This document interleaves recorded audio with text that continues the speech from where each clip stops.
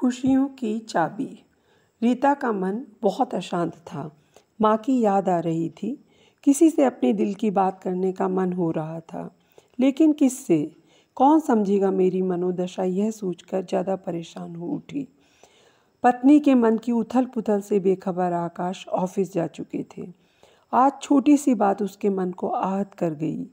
क्यों क्यों वह सबकी बातें सुनकर भी जवाब नहीं दे पाती? पत्नी और माँ होने से क्या सारे दायित्व सिर्फ उसे ही निभाने हैं? कितने बरस हो गए, आज तक कोई काम ठीक से नहीं कर सकती, आकाश ने गुस्से से कहा था। पति के ताने से आंखें भर आईं। जल्दी में लाते समय चाय की ट्रे उसके हाथ से छूट गई थी। जानबूझकर तो नहीं किया था उसने, बस जल्दी के चक्कर में हो गया। बेटे की ओर देखा तो सिर झुकाकर नाश्ते में व्यस्त था। उसे भी ऑफिस जाना था। माँ को उदास देखकर बेटा बोला, माँ संभल कर काम किया करो। पापा का गुस्सा जायज़ था। हड़बड़ी में आप कुछ ना कुछ गिरा देती हो, रिलैक्स रहो, कहकर बेटा चला गया। पर एक प्रश्न मन में छोड़ गया, क्या सबकी चिंता करना, सबको समय पर खाना नाश्ता देना सिर्फ उसी की जिम्मेदारी है? वह घर में रहती है तो क्या बाकी सदस्यों की उसके प्रति कोई जिम्मेदारी नहीं? जब से शादी होकर आई थी तब से आते ही रसोई की जिम्मेदारी उसे सौंप दी गई थी।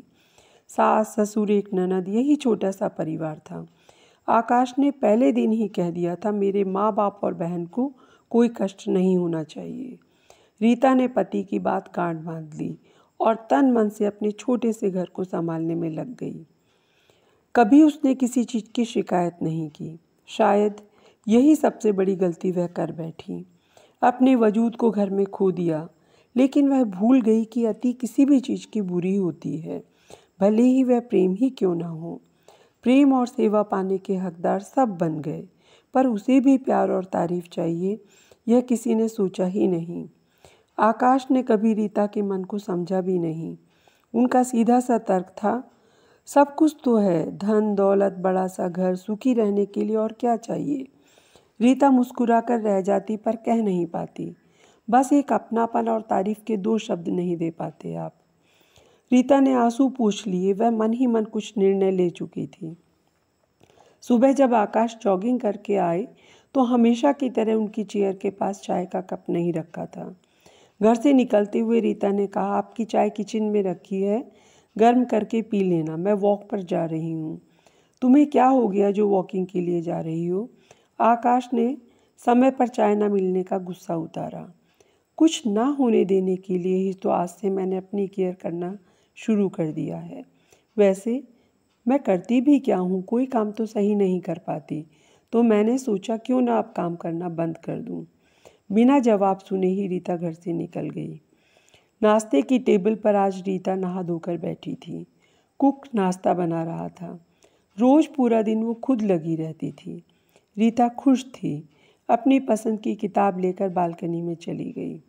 बेटे ने माँ से शिकायत की, आपने देखा नहीं, मेरी शर्ट का बटन टूटा था।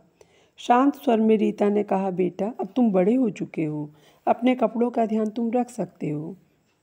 माँ आज शाम को राजमा बनवा लेना और साथ में फ्राइड राइस भी, बहू ने ऑफिस से आते ही बोला।